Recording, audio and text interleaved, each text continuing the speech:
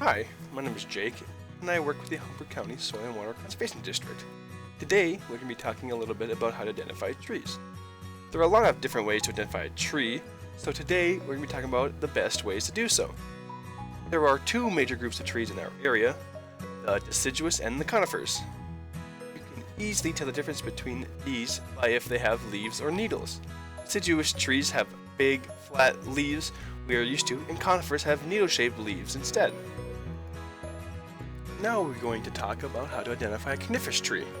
These are the trees with the needle-like leaves. The first step is to find the difference in the needle style. There are three major styles of needles: long, soft needles, short and pointy needles, and flat, more leaf-like needles that you might find in a cedar tree. The way they come off the branch is also important.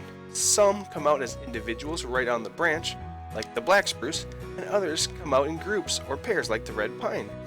Some, like the ones on the cedars, come out similar to branches where many needles spread from one major group. Another useful way to identify a conifer is to look at its cones. Cones come in several different shapes and sizes depending on what type of tree you're looking at. Some characteristics you should look at is its shape. For example, is it short, wide, or is it long and skinny? Another thing you should look at is how it's made. Does it have thin, flaky scales, or are they strong and heavy? You might even want to look at where they are on the tree. For example, the balsam fir cones are normally on top of the branch, while the hemlock and the spruce are normally below the branch. Bark type is something you should also take a look at. Barks come in a variety of different styles. In conifers, there are three major types: flaky and scaly bark, smooth and sappy bark, and ones with long strands. Texture is also very important. Some similar looking barks will feel very different. Bark style can also be applied to other types of trees, like the next group we're going to take a look at, the deciduous trees. So now we're going to be looking at the deciduous trees. These are the trees with the typical style of leaf we're used to. Their leaves are typically very flat and large in comparison to the needle-like leaves of the conifers. First thing to look at is the overall shape of the leaf. Look to see what the shape is. Are they round? Are they long and skinny? Or do they have points? Use as much as this to describe a leaf as possible, which makes it easier to identify. It's also a good idea to draw a sketch if it's hard to describe the leaf. Another great observation to make is how the leaf comes off the branch. The stalk is the section of the leaf that actually attaches to the branch. There are three common ways to describe the stalk of a tree's leaves.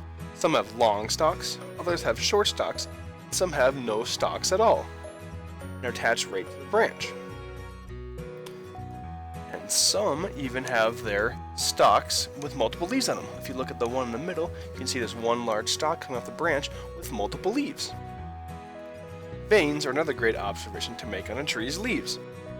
Veins are those thin lines you see on a leaf. These help transport water and other stuff around the leaf. Some trees have very few veins with a handful of large ones. Some have a bunch, and others are somewhere in the middle. Looking at the pattern is also very important. Some have random looking veins, and others are very uniform and almost look like a spider web of veins on the leaf.